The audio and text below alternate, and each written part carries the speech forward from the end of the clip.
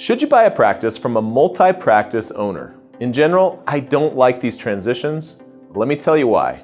First, let's define a multi-practice owner. Typical situation I see is when a buyer is approached with a practice for sale by a group that owns more than the practice for sale. Sometimes it's a small dental office or a group of practices, 3, 5, 8 practices in a geographic area, and the seller of the practices has decided to sell 1, 2, or maybe the bottom 3 locations in their portfolio. It's rare, but it does happen where a larger DSO is offloading a single practice for any variety of reasons. In general, one of the main reasons I don't like buying from a multi-practice owner is inevitably you're getting the worst location of a portfolio in a specific area. It's always true that the seller of this particular location amongst a portfolio of others knows way more information than you do. Some of that information will include staffing issues, patient base, insurances that are accepted, but for whatever reason aren't popular where this practice is located. It can include things like rent, issues with tenants, parking spaces. There are all kinds of potential issues that the seller of this practice location knows that will be difficult for you as the buyer to figure out and be able to accurately assess whether or not this is a good opportunity. Does it mean for sure that you're getting the worst location and that you're up a creek? No, but there are heavy odds that if the practice owner of multiple practices in a specific area is only selling 1, 2, maybe 3 locations and keeping other locations, it's because that practice wasn't performing. And it's not because the previous owner is an idiot. It is possible that you'll be more dedicated, smarter, a better business person than the person who owned that portfolio. Certainly you'll be able to dedicate more time and attention to one location than a DSO or a multi-practice owner, but you're going to be paddling upstream and it can be very difficult. So that's the first reason I don't like buying from a multi-practice owner. The second reason I don't like buying from a multi-practice owner is patient loyalty. Again, the assumption is that the seller will maintain a business presence in the area where you're purchasing. Patients who live in that area will be familiar with the providers, the name brand, the logo, the website, social media, different avenues to get in touch with the dental practice that they're used to going to.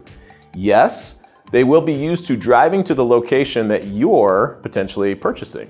But patients aren't dumb, and the internet is easy to use. If they like something about the business that is still in the area and you don't provide that, patients can easily drive to that other location. Some buyers tell me, wait, Brian, aren't I getting a non-compete, a non-solicit agreement as part of the legal documents when I purchase this practice in this location? Yes, absolutely. That non-compete and non-solicit agreement definitely applies to the business owners, to the staff, anyone that's working with that DSO or that multi-practice in that area. The thing is, patients aren't bound by any non-disclosure, non-compete, non-solicit agreements that you've signed. Patients can choose to go wherever they want. I definitely am not saying that a majority of your patient base are going to travel and go to another office, but I am saying that on average, patient attrition in a multi-practice situation is higher than when you're buying from a retiring doctor or from someone who doesn't have multiple practices in the area. The third reason this isn't my favorite transaction is that multi-practice offices and sales involving multiple practices or one of multiple practices are always messier. They just are. There's always going to be something difficult about this transition. You as the buyer are going to suffer through both in terms of money and time. A quick off the top of my head, some of the things that have been messier in the past are liens. Often, the owner of multiple practices has cross-collateralized different business pieces together. If there are 3, 5, 12 dental practices that have a relationship with a bank, often, if they're trying to carve one dental practice off and sell it, some equipment, location, building, someone has a loan that has a lien on something in the dental practice that you're looking at.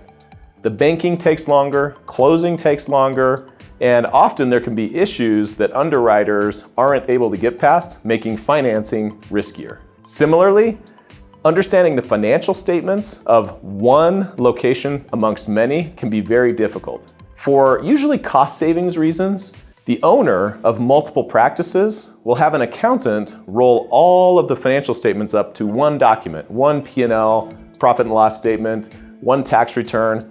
Rarely is it the case that the owner of multiple practices is keeping track of each individual location's specific expenses. The lab fees and dental supplies at location A versus the lab fees and dental supplies at location B. It's very common for them to get one bill from Shine, Benco, Patterson, whomever, and for multiple locations and pay that bill from one place. Thus, understanding the true profitability of your location that you're looking at can be difficult at best. Staffing is another thing that becomes a lot more complicated when you're looking at one among many practices.